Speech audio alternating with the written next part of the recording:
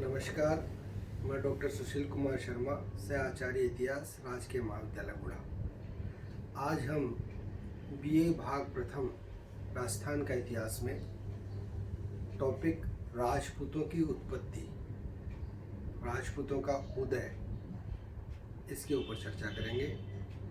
देखिए, राजपूतों की जो उत्पत्ति रही उसके बारे में इतिहासकारों ने विभिन्न मत दिए हैं, लेकिन उन मतों की समीक्षा करते हुए हम निष्कर्ष पर पहुंचने की चर्चा यहाँ पर करेंगे। पहुंचने की पूरी व्याख्याओं के साथ में इस निष्कर्ष पर पहुंचेंगे कि राजपूतों का उदय कहाँ से हुआ। देखिए, जब से हमारा लिखित साहित्य मिला, वैदिक साहित्य मिला, और वैदिक साहित्य में जो सबसे पहली स्थिति हमें मिलती है कि ऋग्वेद में, जैसा कि मैंने पहले भी बताया, 10 मंडल है और 10 मंडल के अंदर 1028 सूक्त है। उसके 10वें मंडल के पुरुष सूक्त में सबसे पहली बार विराट पुरुष ब्रह्मा से मनुष्य की उत्पत्ति का आविर्भाव बताते हैं और उसी से भुजाओं से क्षत्रियों की उत्पत्ति भी उनके द्वारा बतलाई गई। तो भारतीय क्षत्रिय, अच्छा, इनका एक इतिहास, लिखित इतिहास भी हमें प्राप्त है। तो पहला जो पॉइंट आउट आता है कि ये भारतीय क्षत्रिय हैं। इनका एक समृद्ध इतिहास है, क्रमबद्ध इतिहास है। और वैदिक काल में जैसे कि अपन देखते हैं ऋग्वेदिक काल और उत्तर वैदिक काल। ऋग्वेदिक काल में ऋग्वेद लिखा गया और उत्तर वैदिक काल में बाकी के 3 वेद लिखे गए। इनके बीच में भी 1000 से 1500 वर्षों का अंतर रहा। प्रारंभिक काल में सभी कुछ कर्म के ऊपर आधारित था और धीरे धीरे वह जन्म के ऊपर आधारित हो गया। समाज के अंदर 4 वर्ण बने ऋग्वेद के अनुसार, ब्राह्मण, क्षत्रिय, वैश्य और शूद्र। चारों की अलग अलग मीमांसाएं बनी और चारों का अलग अलग विभाग बांट दिए गए। ब्राह्मणों का कार्य समाज के अंदर शिक्षा देना, ज्ञान देना, यज्ञ, हवन एवं धर्म से संबंधित सभी कार्यों की क्रियान्विति करवाना था। क्षत्रिय जो थे वह समाज के अंदर पूरी तरह से प्रशासनिक व्यवस्थाओं को संभालने वाले, राजत्व कार्य को करने वाले बने। वैश्य समाज में जितने भी आर्थिक क्षेत्र थे उनको उन्होंने संभाला और शूद्र जो कि समाज के अंदर सेवा का कार्य करने की भूमिका उनको मिली। और इसी के अंतर्गत जो सबसे पहला कॉन्सेप्ट आता है वह इनका राजत्व का कॉन्सेप्ट आता है। और भारतीय क्षत्रिय यानी भारतीय आर्यों की ही ये संतान थे और भारतीय क्षत्रिय थे। श्री जगदीश सिंह गहलोत ने अपनी पुस्तक में भी इनका पूरा वर्णन दिया है। राजपूताने का इतिहास में लिखा है उन्होंने कि यह भारतीय क्षत्रियों की एक क्रमबद्ध श्रृंखला के लोग थे जिन्होंने कि भारत पर लंबे समय तक शासन किया। दूसरा पॉइंट है राजपूत विदेशी हैं। देखिए, बहुत से विदेशी इतिहासकारों ने इनकी कुछ गतिविधियों को समीकृत करते हुए, जिनमें से प्रमुख है जेम्स कर्नल टॉड। इन्होंने एक प्रशासनिक अधिकारी थे। इन्होंने राजस्थान के ऊपर एक वृहत साहित्य लिखा, इतिहास लिखा। उसमें उनकी पुस्तक का नाम था annuls and antiquities of Rajasthan. उन्होंने उसमें लिखा कि ये शक या शिथियन जाति के वंशधर हैं। क्षत्रियों के लिए उन्होंने ये कहा कि ये शक या शिथियन जाति के। इनमें उन्होंने कुछ चीज़ें समीकृत करी, जैसे सूर्य की पूजा है, घोड़ों को दागने की प्रथा है। उनके आधार पर इन्होंने इसको समीकृत किया, लेकिन यह सत्य के समीप नहीं है। तीसरा है दैविक शक्ति का सिद्धांत। दैविक शक्ति का सिद्धांत में वही अपनाते हैं जिसका मूल स्रोत मनुस्मृति है। मनुस्मृति में इनकी देवताओं से उत्पत्ति बतलाई गई है और देवताओं से, जैसे कि मैंने कहा, देवताओं से उत्पत्ति के रूप में बताया गया कि विराट पुरुष ब्रह्मा के मुख से ब्राह्मण, भुजाओं से क्षत्रिय, उदर से वैश्य और पैरों से शूद्रों की उत्पत्ति हुई। यह कल्पना जो बनाई गई है उसके आधार पर इनकी देवताओं से उत्पत्ति भी बतलाई गई है। चौथा पॉइंट है अग्निकुंड से उत्पत्ति।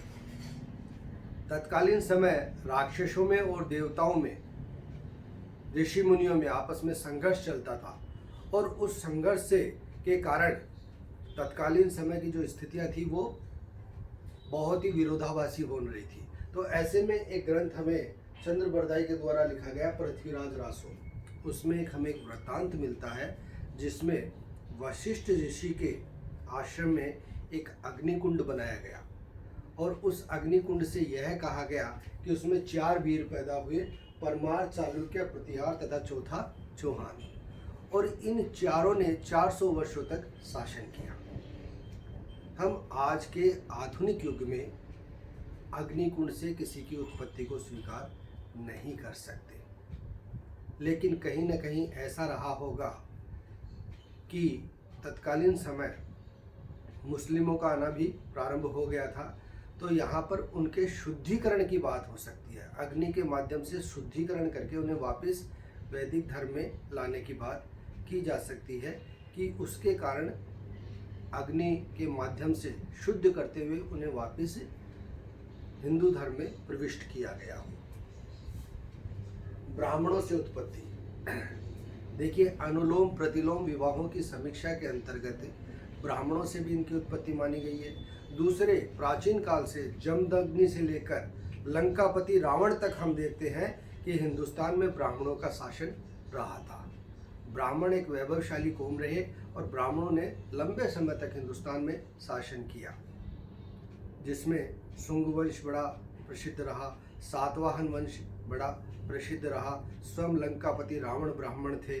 और आधुनिक काल तक महाराष्ट्र में जो पेशवा थे वो चितवन ब्राह्मण जाति के वंशधर थे, उन्होंने भी शासन किया।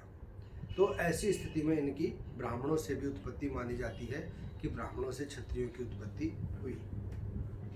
सूर्य व चंद्रवंशी, इसका आलेख हमें अग्नि पुराण में मिलता है। अग्नि पुराण में सूर्य व चंद्रवंश से राम और कृष्ण के वंशजों की वहाँ पर अभिलाषा बनाई गई है कि इनके माध्यम से, लेकिन ये केवल एक अलंकरण मात्र हो सकते हैं। सूर्य व चंद्र अपने कुल की प्रतिष्ठा को स्थापित करने के लिए इन व्यवस्थाओं के साथ में इसको जोड़ा जा सकता है, लेकिन यह सत्य के समीप नहीं हो सकता। नेक्स्ट है शिलालेखों में जो वर्णित है। देखिए शिलालेखों में अलग अलग जगह, जैसे नाडोल में एक लेख मिला है, हर्ष में एक लेख मिला है, 13वीं-14वीं शताब्दी के बहुत से ऐसे शिलालेख मिले हैं जिनमें इन्होंने क्षत्रियों ने अपने आप को सूर्य व चंद्रवंश से जोड़ा है। और अलग अलग जगह इन वंशों की स्थितियां मिलती हैं जिनके माध्यम से ये नज़र आता है कि इन्होंने अपने आप को अलंकृत करने के लिए इन वंशजों से जोड़ा है।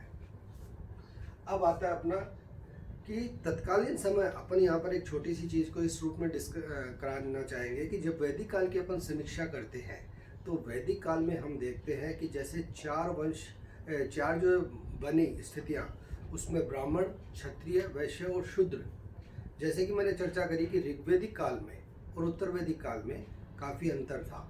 और जब यह व्यवस्था कर्म के आधार पर होती हुई जन्म के आधार पर आ जाती है, तो जो क्षत्रिय थे उनका कार्य था राजत्व का, वो राजा का कार्य किया करते थे। और राजा जो थे वह कौन थे? क्षत्रिय।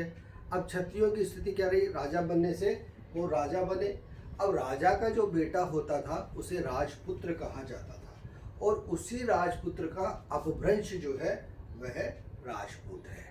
तो ये राजपूतों की उत्पत्ति को अगर अपन क्रमबद्ध तरीके से जोड़ेंगे, वैदिक काल से भी इसको समीकृत करेंगे, तो हम ये पाएंगे पूरी तरह से कि आज का राजपूत तत्कालीन समय के भारतीय क्षत्रियों का वंशज है।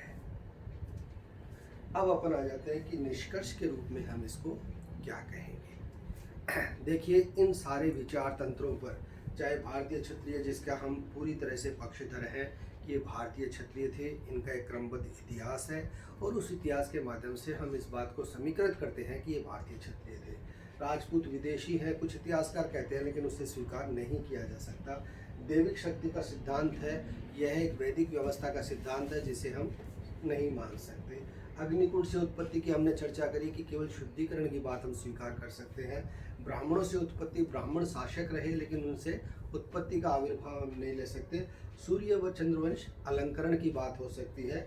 शिलालेखों में भी इनके अलग अलग लेख राजाओं के द्वारा स्वयं निर्मित लेख हैं, उनकी कोई आधारशिला नहीं है। निष्कर्ष के रूप में हम ये कहेंगे कि भारतीय क्षेत्र में क्षत्रिय जो थे वह पूरी तरह मूल रूप से भारतीय क्षत्रिय थे, भारतीय आर्यों की संतान थे।